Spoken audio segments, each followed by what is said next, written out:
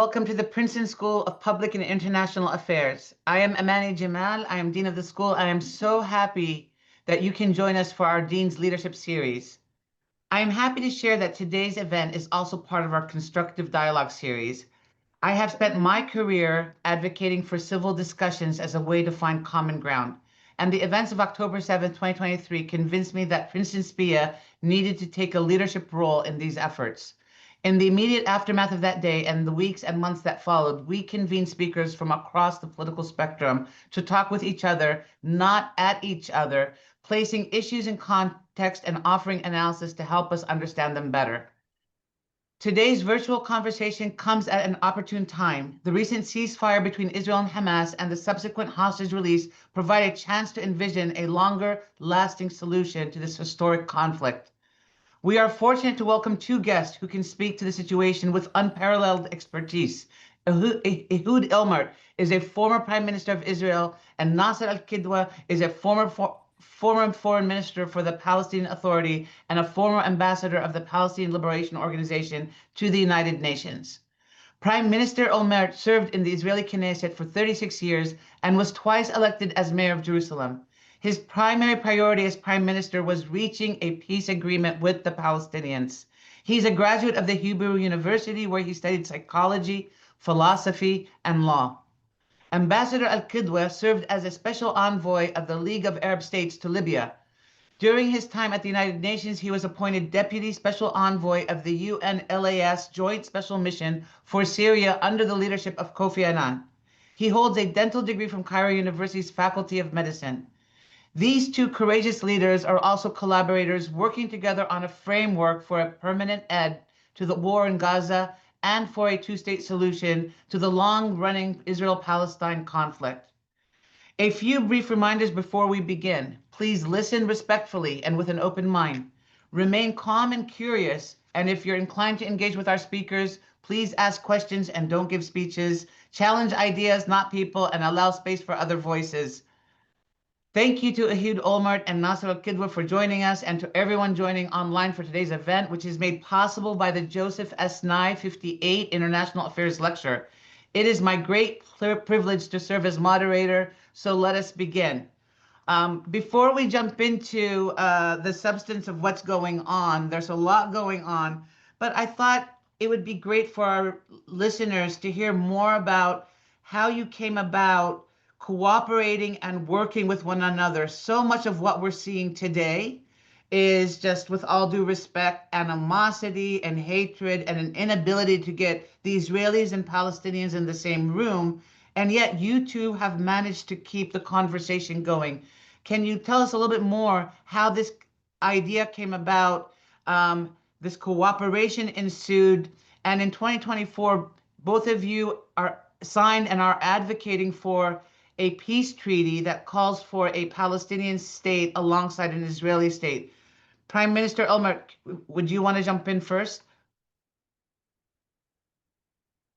Oh, I believe you're muted. No, I'm not. Right? Yes, perfect. You hear me. All right. Good afternoon, Ms. Jamal, Professor Jamal, and Princeton University. It's an honor to be your guest today, together with Dr. Kidwa. We didn't know each other. I mean, we know of each other, obviously. He was a very senior person in the Palestinian Authority, representing the Palestinian Authority as a foreign minister, as ambassador. I knew of him, he knew of me, but we never met. The first time we met was on a Zoom meeting similar to this, which was moderated then by Tom Friedman from New York Times, who talked with both of us. And it was the first time that we met, a virtual meeting, and I was utterly surprised to hear how much in common we had when we exchanged views about the situation, considering that it was in the middle of one of the most bitter and painful events in the history of the relations between Israel and Palestine. As a result of this virtual meeting, we started to meet on Zoom several times. We had given a couple of more interviews, and then with the assistance of two good friends, a Palestinian, Samar Sinijawi, a peace activist from East Jerusalem, and Gershon Baskin, peace activist from West Jerusalem, we started to talk about a possible mutual understanding about the major things. And that's how it evolved. And we signed on the 17th of July a joint statement. And first time we met was, I think, a month later in Prague, in an international conference. We were invited and we presented our statement and our proposal for the ending of the war in Gaza and for a comprehensive solution for the historical conflict between Israel and Palestine on the basis of two states. That's how it, and since then, we spent a lot of time together, perhaps more time together than we spent each one with our families. We went through all of Europe and all of the some of the Arab countries to try and present our point of view and our statements. And I have to say that on top of the political understanding and the common position on the substantial issues, I also found Mr. al-Kidwa to be a very nice person. So it made it even easier. That is wonderful to hear. Dr. al-Kidwa, would you like to chime in and let us know about your working and personal relationship with the Prime Minister? Yes, thank you. Thank you very much. I too want to join Prime Minister Olmert in thanking Princeton and thanking you, Professor Jamal, for the opportunity, and thanking, of course, all the attendees today to give us this opportunity for this dialogue. Well, it's true what former Prime Minister Olmert said about the way we met and how we met and the joint statement we made, etc., etc. Our joint statement, I think, was very concise. It's a page and quarter or a page and third. And nevertheless, I think it's substantial and it's very important. It covers three issues. One, the war in Gaza and the absolute necessity to end the war and how we can do that. And what we said, what we wrote then, I think remains valid.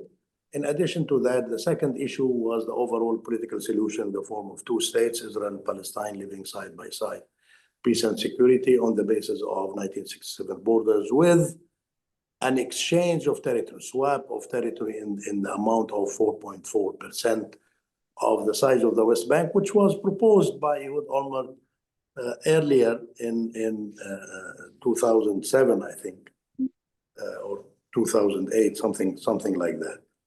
And in addition, the third subject is Jerusalem and how Jerusalem could function as the capital of Israel, but also the capital of Palestine.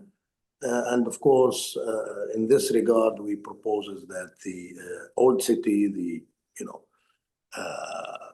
the religious places are put under the trust of 5 countries, could be 6, 7, whatever, through a resolution by the Security Council. In other words, it reflected an understanding, our understanding, that this cannot be controlled by either side, given the importance of the religious places to all believers in the world, all the 3 monotheistic religions, believers, of course.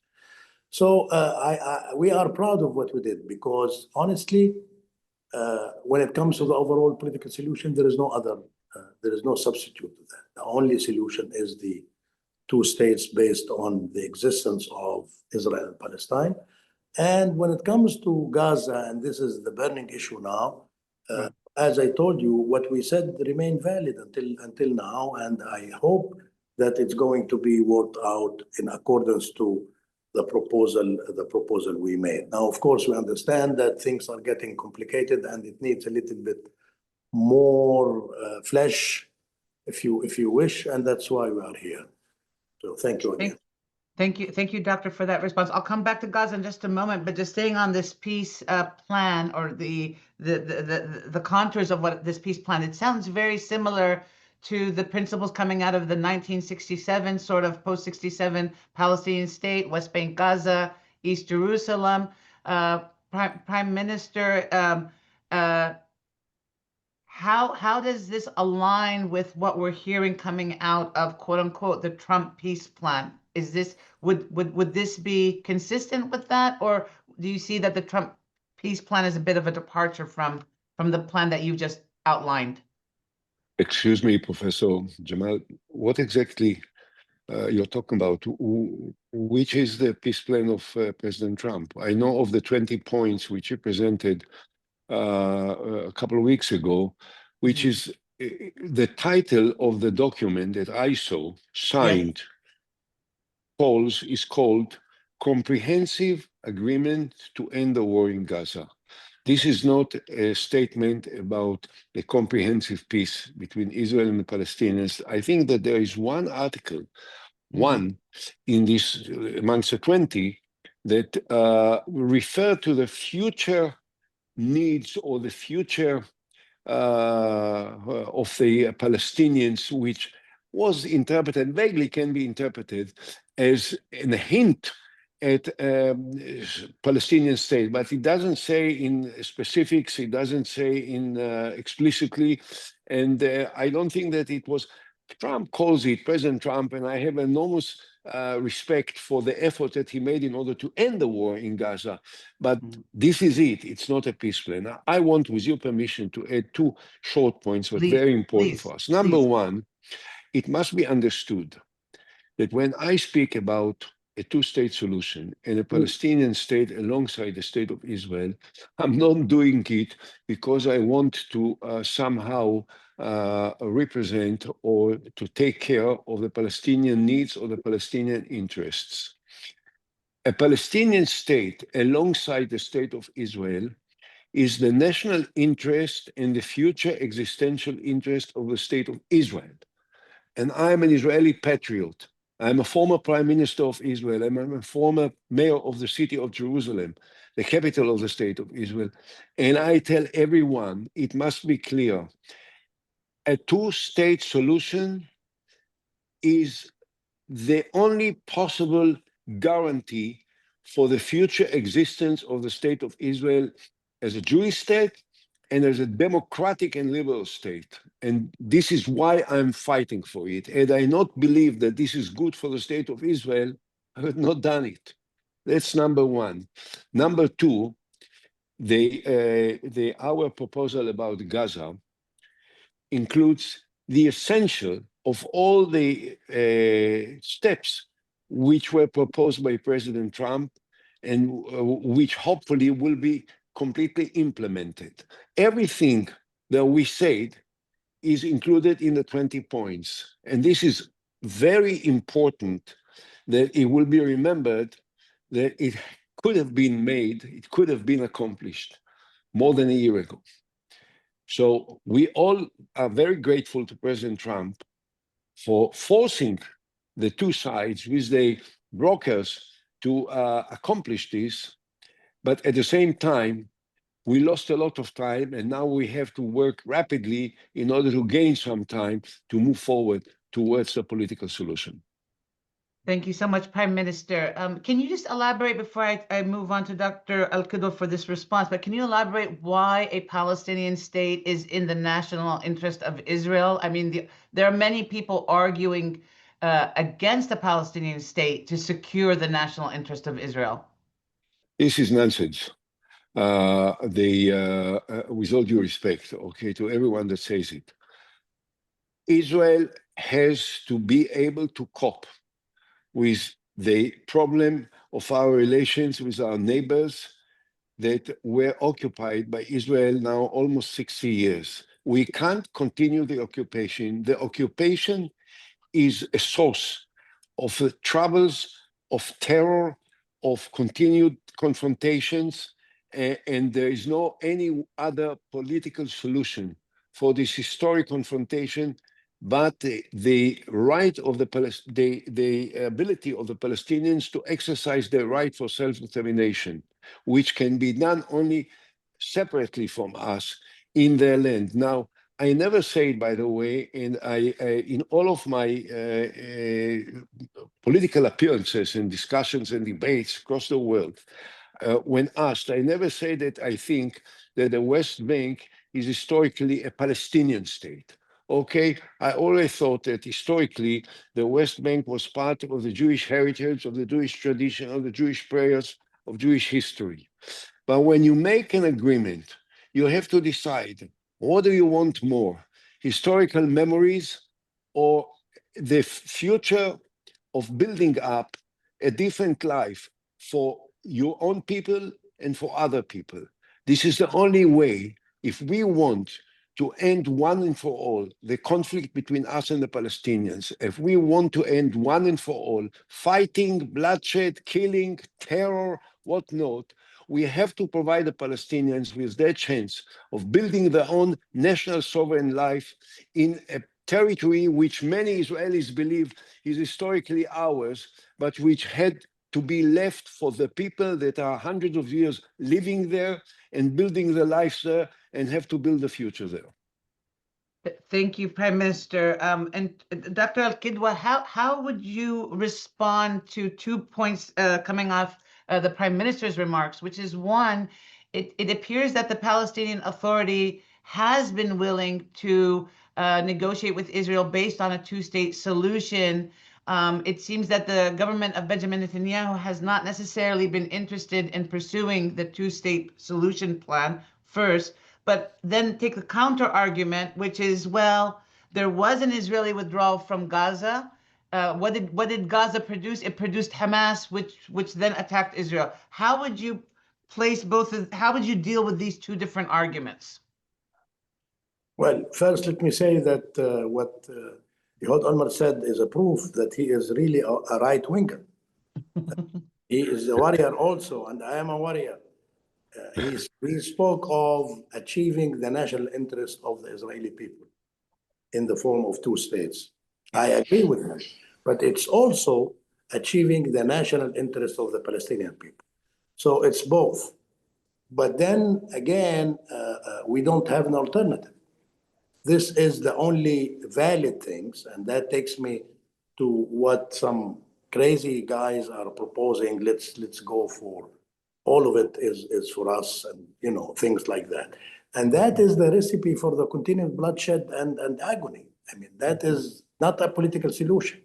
When you negate the existence of the other side, when you negate the national rights of the other side, you are actually stating that we will be in a conflict forever, for perpetuality. And that's crazy. We need to be sane people, we need to be mature people, and we need to think of the future. Now, I have to confess that with the war, probably people are not thinking of making peace. People are thinking of taking revenge. But that's normal. However, I think that the whole situation, the whole picture will change the moment we start changing things. We start on a new page, that when the war is over, and we'll start thinking, what happened? And what about our positions? Have they achieved anything? Have we were right? We were wrong? What is the actual solution for all that? So it's moving in the right direction. Now, a comment about your question that Israel withdrew from Gaza and what was the production.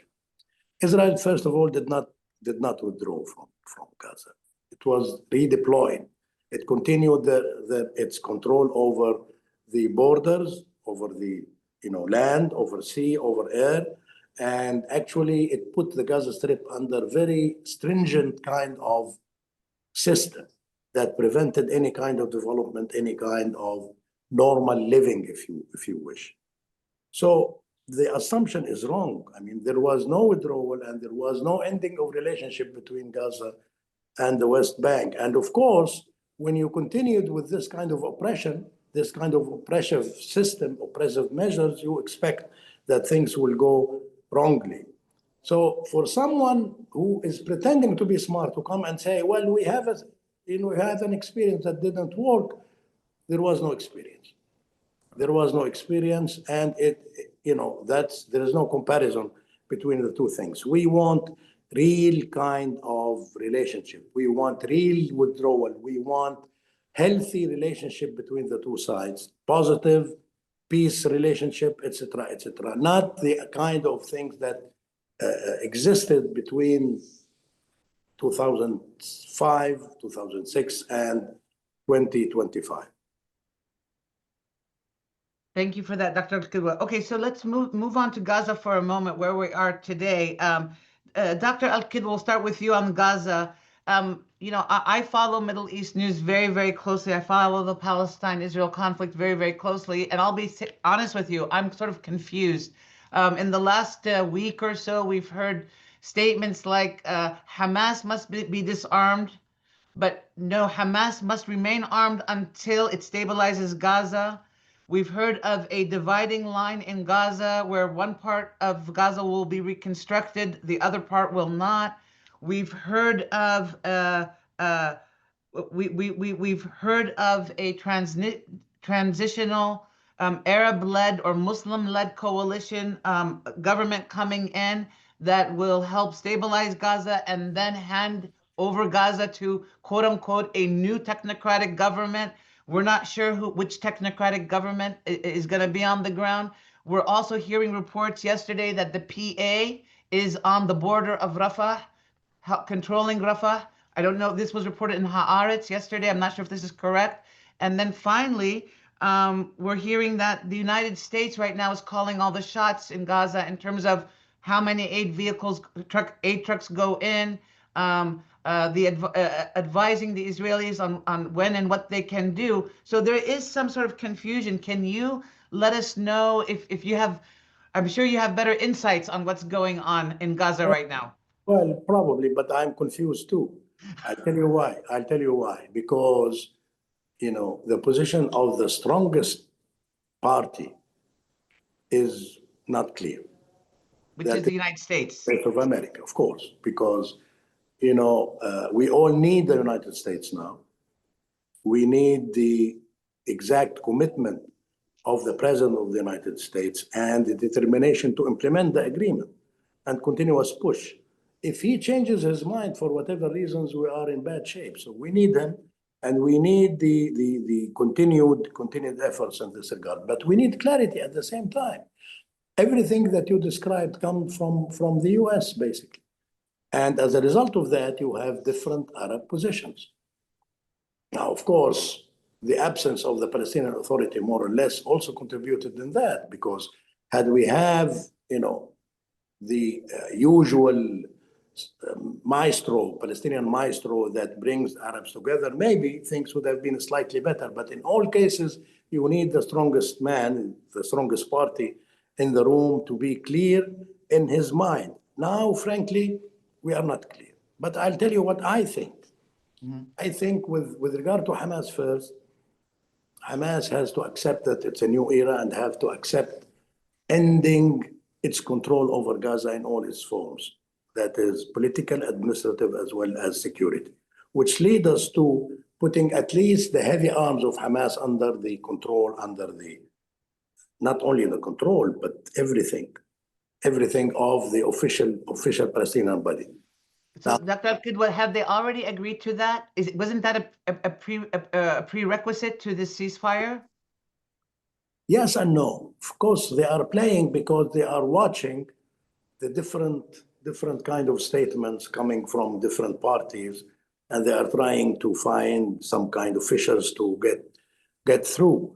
So they are also mature, and I think they are ready to cooperate, provided that they hear the same message, which is not the case now. They hear different messages, and that is very, very dangerous, frankly.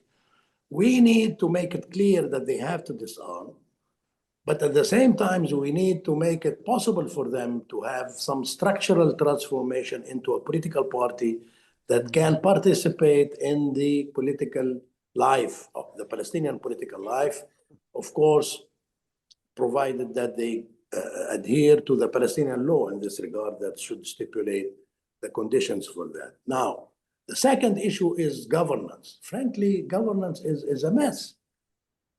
You know, in the 20-point plan, there is a talk about the Board of Peace that is supervisory. And there is also a talk about Board of Directors headed by Mr. Tony Blair. And, you know, it's not personal. He might be the best guy, But the idea of bringing a foreigner to govern Gaza is a very stupid idea. It doesn't work. Yeah. You know, this is something that we should put aside forever. Yeah. Any part of the Palestinian territory could be governed only by Palestinians. Now, at the same time, it should be clear that I don't think personally that it would be possible for the Palestinian government, for the PA as it is now, to go back to Gaza and to govern it. So we need to have a new body. What we propose in our paper, to tell you that we thought very well, we propose the establishment of a new body that is organically linked to the Palestinian Authority, which means not a Palestinian Authority, but something linked to ensure the territorial integrity and the unity of the Palestinian people. Anyway, thirdly, in very short way, the security. And in this regard, of course, we have the idea of the international force through a Security Council resolution. I know that there are many discussions now going on in New York, confusing discussion, so I hope that it's going in the right direction. But here I just want to make one point. There is a need for the presence of a Palestinian security force to cooperate with the international security force. If we do these things, we can manage the situation, because we passed very difficult situations, including the release of hostages and the release of prisoners, and that was good. Not all of them, but that was good. Okay, now we need to continue, and we have to maintain the same determination and the same engagement. Thank you so much, Doctor. Prime Minister, can you elaborate also? I'm sure on the Israeli side, whatever governance structure emerges in Gaza is going to be of vital importance. And, Dr. al-Kidwa just laid out a possible path forward. I should ask also, is that if there's going to be some subsidiary to the PA or some sort of technocratic government or security force aligned with the PA, but not the PA, does that mean there's going to be a major reform of the PA first as a prerequisite to all this? Or do you see this as a much more straightforward, plan that can be enacted with the existing actors on the ground right now, whether it's a demilitarized Hamas, the existing PA, along with like an Arab National Force or something? Short comment in advance. Just somewhat, my friend, a little bit minimized what Israel did in 2005. We pulled out from Gaza. We pulled out from Gaza, and we dismantled 17 Israeli settlements, which was a traumatic event for the people that live there and for lots of others. It was a turning point in many different ways in the state of Israel. Unfortunately, the security control of Israel was not as tight and as effective as it was supposed to be. Look what happened on the 7th of October. The 7th of October is not really because Hamas is such a formidable military power that could devastate the state of Israel. We can see what happened when Israel used its military power, and what happened to Hamas and what happened to Gaza. But on the 7th of October, we were not effectively controlling the security of the Israeli border. So I think that the significance of what happened in 2005 is dramatically different. But this is one point. Now we are going, how do we solve the situation now? First of all, I completely agree. Gaza is Palestinian. And therefore, the governor of Gaza has to be Palestinian. And I'm not certain, by the way, that Trump proposed Tony Blair to be the governor of Gaza. He wanted him to be involved as a supervising international observer. But I think it is quite clear the governor of Gaza has to be Palestinian, and therefore he has to be approved by the Palestinian Authority, because the Palestinian Authority is the governing body of Palestine. and the basis of what will become the government of the state of Palestine, when the state of Palestine will be officially declared and recognized by the international community, although it is largely recognized already, even though it still doesn't exist as a sovereign state. And therefore, the governor of Gaza has to be Palestinian. I even have a great candidate, but I will not now mix the two different aspects in this particular meeting, but you can imagine who I have in mind as a very good candidate for this position. Now, the security force, Hamas will not be able, not only that Hamas will not be a governing body, it will have to be disarmed one way or another, more effectively, less effectively, the big weapons, small weapons, it will have to be disarmed, and this is the duty of the and the responsibility of a security force. Security force has to be made of Palestinians, and I have no problem with the security forces in the West Bank, which are cooperating with the state of Israel on security matters on a daily basis. But it has to be made up of more, of soldiers from moderate Arab countries, Egypt, Jordan, Emirates, Bahrain, maybe Saudis as well. That security force has to make sure that Gaza will not be controlled by terrorist organizations. Now, I have, when asked, will you ever agree to recognize Hamas? I say yes. If Hamas will accept the principles which were laid out, by the way, by the quartet, going back into 2007, I take credit for helping to draft the three principles of the international community then, together with the then president of France, Jacques Chirac. We talked about Hamas completely, formally stops being involved in terror. Number two, recognizes Israel's right to exist. And number three, accepting all the agreements which were signed between Israel and the Palestinian Authority from Oslo. If the Hamas will accept these three principles, which were the principles that were advocated by the international community, I have no problem Hamas being part of the government in the future. Now, the security force has to be a very effective security force in order to prevent the possible eruption of the same kind of conflict that caused this terrible tragedy. Because what Hamas caused to the Palestinians is something that will never be forgotten and never be forgiven. Had the 7th of October events didn't take place, there would have been 65,000 Palestinians would have been alive, and so many 150,000 would have not been wounded.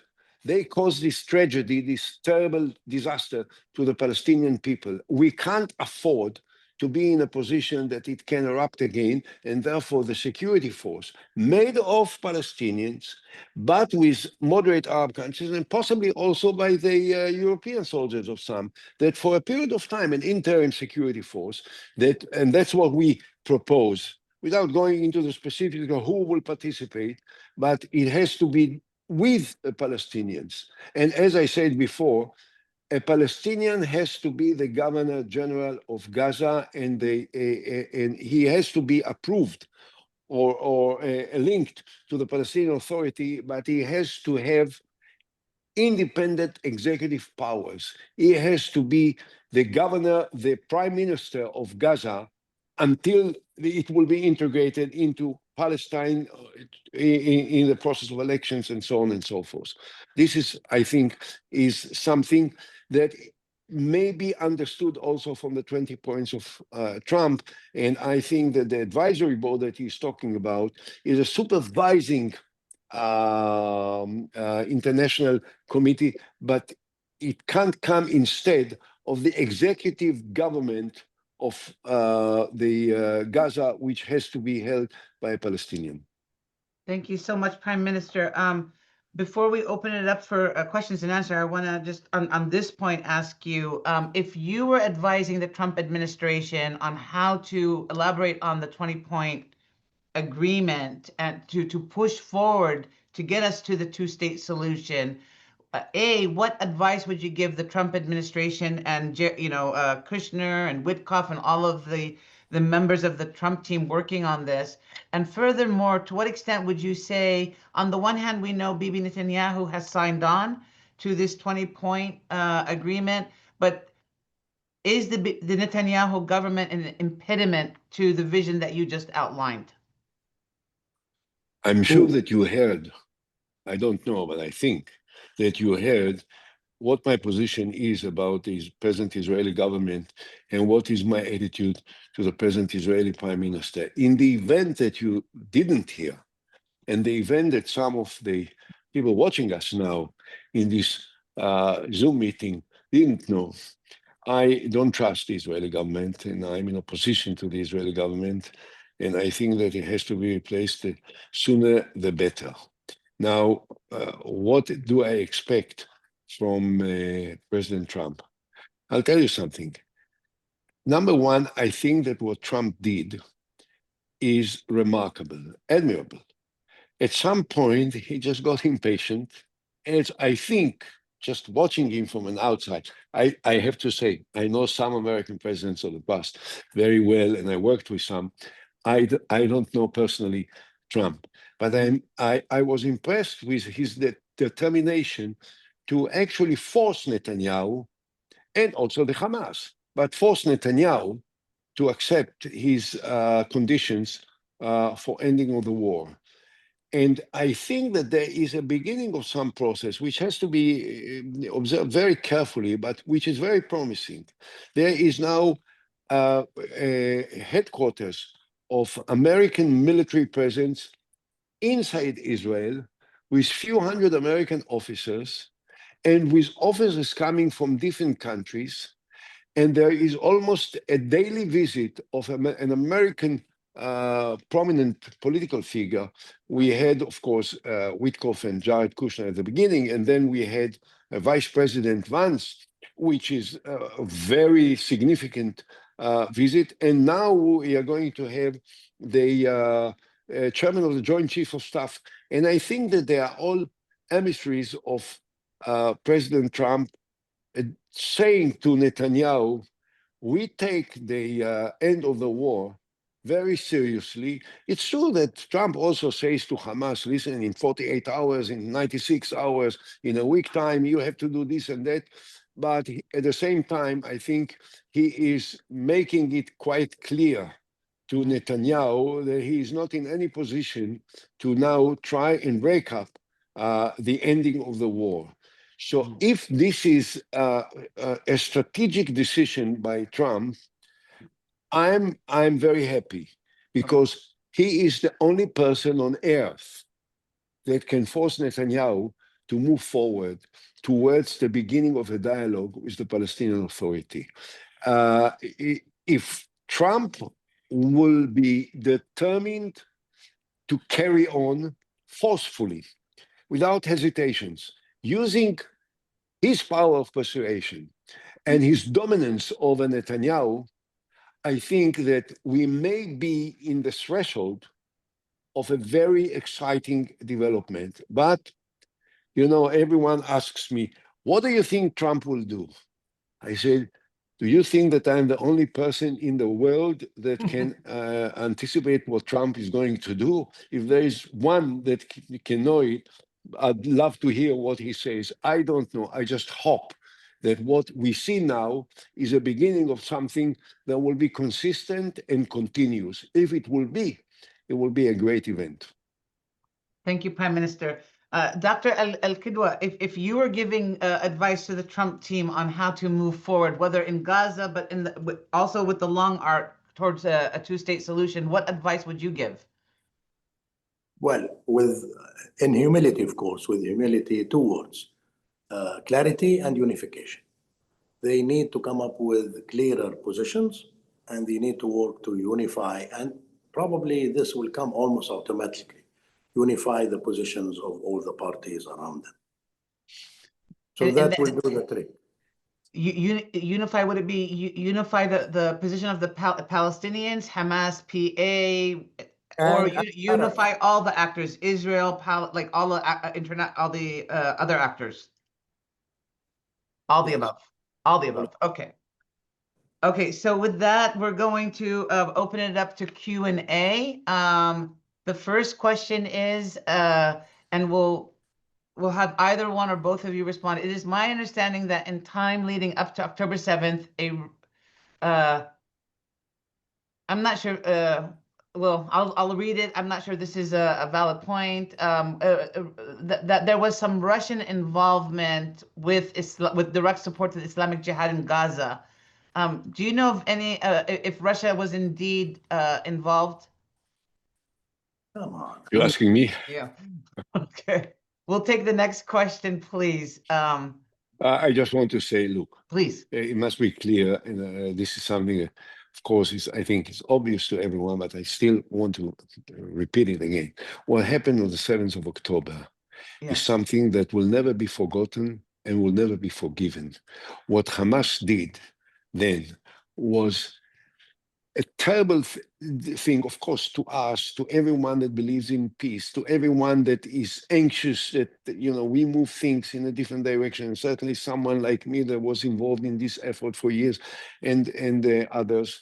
But it was the source of so much pain to the Palestinians, so much bloodshed amongst the Palestinians. They are the greatest, the worst enemies of the Palestinian people, the Hamas.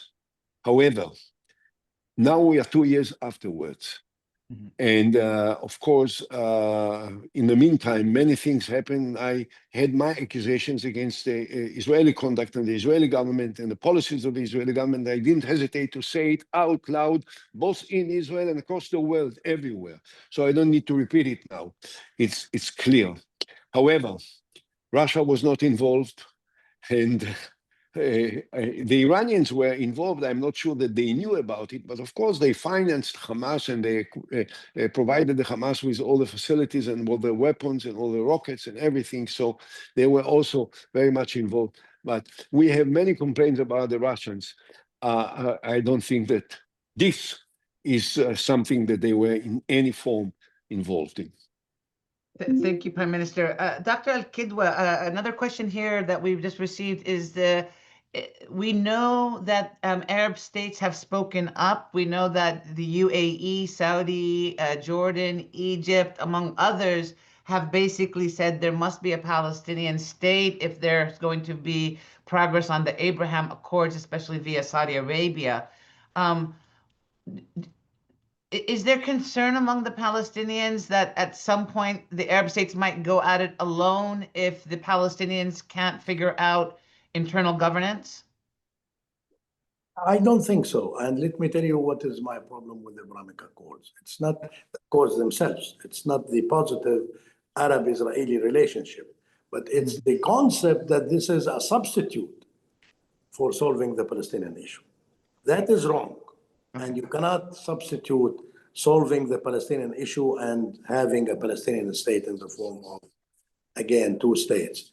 But in any way, I think the war did many bad things, but it caused some positive things. And I don't think now any Arab country would go alone towards positive relationship with the Israelis without having an overall political solution.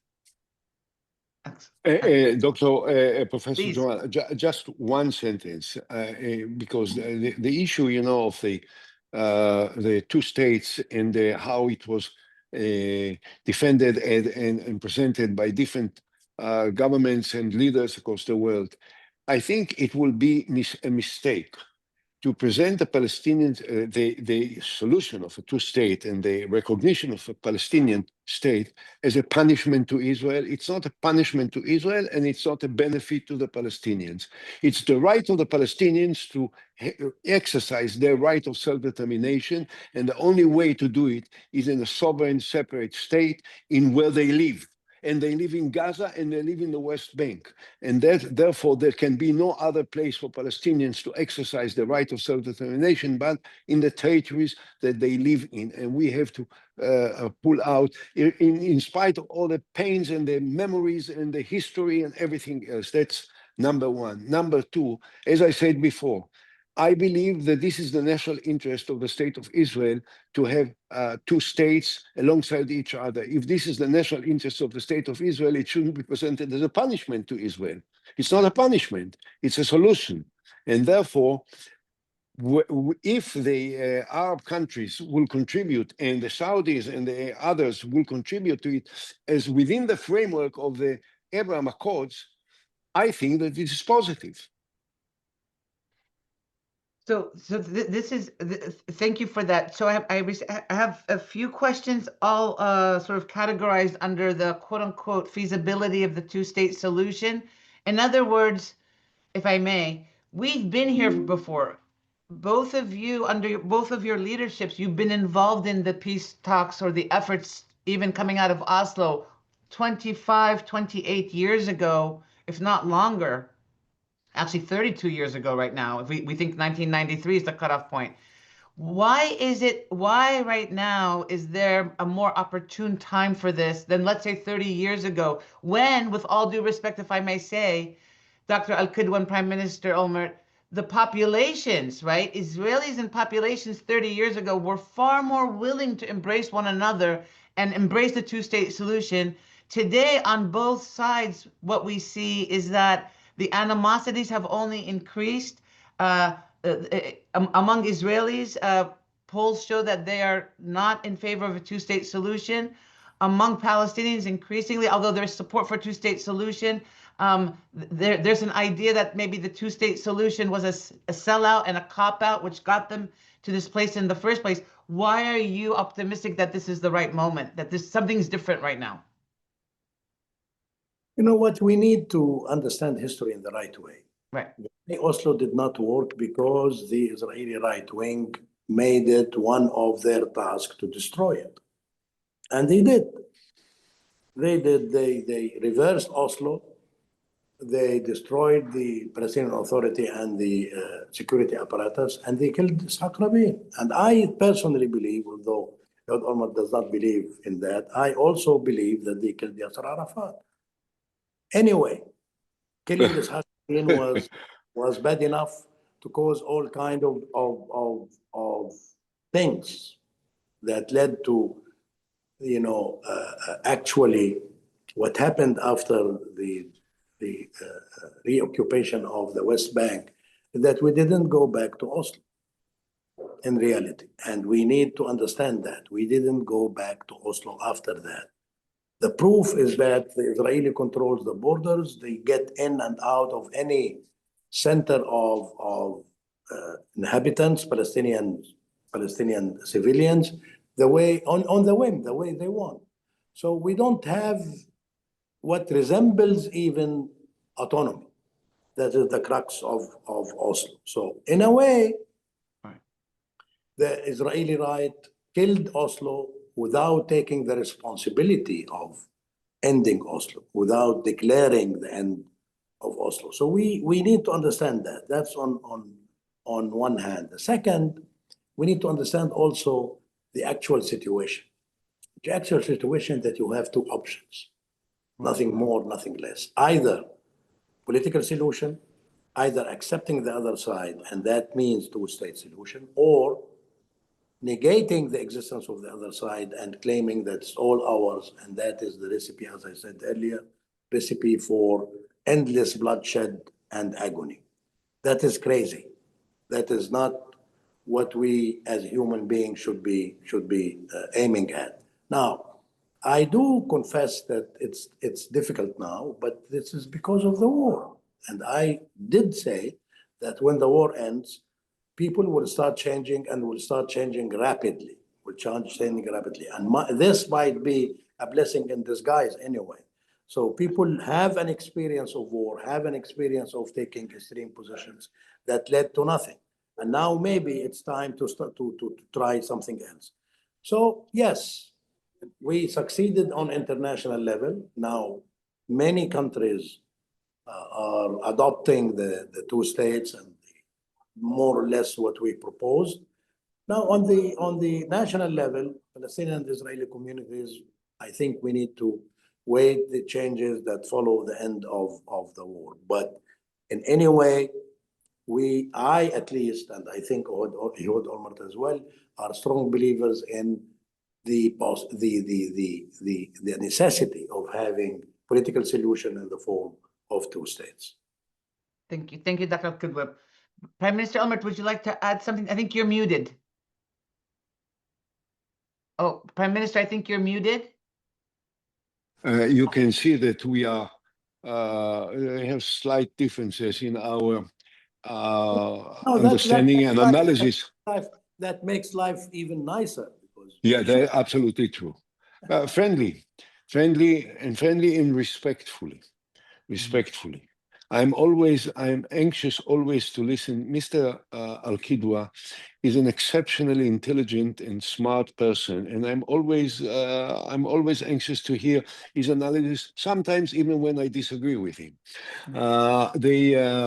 The Oslo decline is not just simply the destruction made by accomplished by Israel. You know, I can't forget the second Intifada. As mayor of Jerusalem, I was witnessing for this terrible, atrocious, suicidal killings of hundreds of people in the streets of Jerusalem, which was perpetrated and inaugurated by different factions within the Palestinian Authority, which can't be denied, can't be ignored, and can't be forgotten, which contributed a lot to the decline of Oslo. And the terror which was right after Oslo, just as unfortunately there was so much terror after the disengagement in 2005, when there was an opportunity for the Hamas in Gaza to address itself to the needs of the people in Gaza in a different way. But again, the question is not what happened in the past. We can't forget, and on many events, of course, we can't forgive, and we'll never forgive the atrocities which were perpetrated and committed by Hamas, which caused this whole terrible development in the last couple of years. The question is, how can we overcome the trauma that we suffered from as a result of the events on the 7th, and how are the Palestinians going to overcome the traumas that they suffered from as a result of the counteroffensive with Israel, which was largely inevitable and unavoidable. But still, I mean, the pains of this can't be ignored and can't be overlooked. This is the main challenge for us and for the Palestinians. I can say only one thing. At some point, sooner than later, people will have to ask themselves, okay, so what's then? How much longer can we continue fighting and killing each other? How much more can we continue with terror, and how much more we continue with bombing with F-35s, the buildings in Gaza or in other places? At some point, I think people must understand that there is only one alternative. And this is incumbent upon us, and this is partly what Dr. Al-Kidwa and myself set out to do at this very late stage in our careers, if you want, to try and make every possible effort to raise the awareness of the international community as well as of our communities, both in Israel and in Palestine and in Europe and in everywhere else, that there can be only one solution, and that we have to make an exceptional effort to try and rise to the opportunity that now perhaps our two communities are getting a little bit tired and impatient and intolerant to the continued bloodshed that is the inevitable cost of fighting between the two of us. Thank you so much, Prime Minister, for that. My good friend and colleague, one of our faculty here in the school, Ambassador Dan Kurtzer, whom both of you probably know very well, put a question in the chat. What is the realistic possibility that domestic politics and the leadership in Israel and in Palestine will allow this process to go forward? In other words, I think he didn't say this. This is my trying to add a sentence to it. Are the existing leaderships entrenched in the status quo and will not move beyond that? Who you want to answer this? But both of you. Short, yes. You said yes. Yes. So you think that they will allow the process to move forward? No, you said that your last question was whether Oh, entrenched in the status quo, and I am saying yes. and so how do we move? How do we shake that this stalemate, if you may? You know, when the war started, I wrote an article in The Economist, and I said this war will lead to some serious results. It will lead to a new Israeli government, but this is not my business. This is the business of the Israeli people. And it will lead to a new Palestinian leadership, and it will lead to a new Hamas. And when I spoke earlier about Hamas becoming a party, political party, and Ehud Olmert started to speak about the conditions and things like that, I'm not talking about Hamas. I'm talking about transformation, maybe Al-Khalas party or whatever. So this is something that has to happen. But we need to do it the right way, and we need to change the whole Palestinian, polity in a way that would push things forward. Not only Hamas has to change, but other has to change, and maybe we need to have new political parties representing new trends that can, carry the day and change the Palestinian society. Thank you, Dr. Al-Kidwa. Prime Minister. Yeah, it's been said time and again, and that is as much as I want to say about the Palestinian leadership.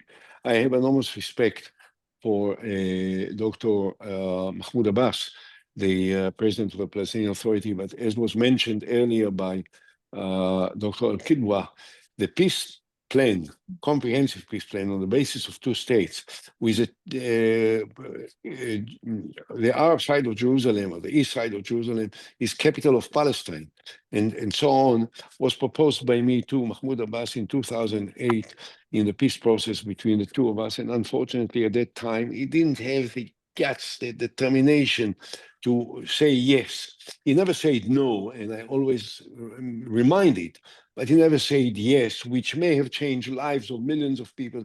I mean, this was the most forthcoming, far-reaching peace plan that was ever presented by the state of Israel to the Palestinians, which is what the Palestinians always was praying for and claiming for.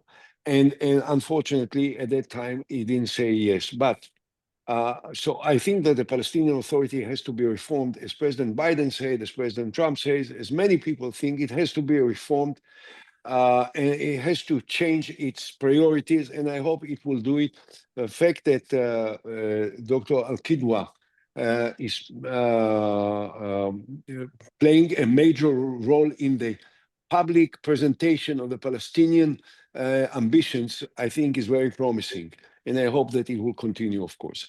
As far as Israel is concerned, I think I already spelled out what I think. I don't trust this government. I don't think that the government with Ben-Gvir and Smotrich is capable of making any concessions. I take them seriously, and therefore I don't want them to be in the government. And if they can't be in the government, of course, Netanyahu will not be there. I hope that there will be a new government soon in the state of Israel, which rise to the challenge, to the opportunities, and to the expectations that millions, hundreds of millions of people across the world that had respect for what Israel was, will return to support a new government in Israel that will change its priorities and its policies and will move forward towards a political solution with the Palestinians on the basis of two states. There is no other. Thank you so much, Prime Minister, and thank you so much, Dr. Al-Kidwa. I hope for our viewers, today's session offered some more new insights into the ongoing conflict and hopefully peace process, a tangible one with a tangible endpoint. Also, thank you so much for modeling constructive dialogue. We know that there are disagreements, but that you stay in the conversation, keep engaging one another, learning from one another is extremely important if we're to move this conflict forward and end with a Palestinian state alongside the Israeli state. I think this is really important work that both of you are doing. Thank you so much for sharing this with us. We really are fortunate to have you today. Thank you so much. Thank you. Thank you. And hopefully we'll have you back soon enough. Inshallah. All right. Take care. Take care.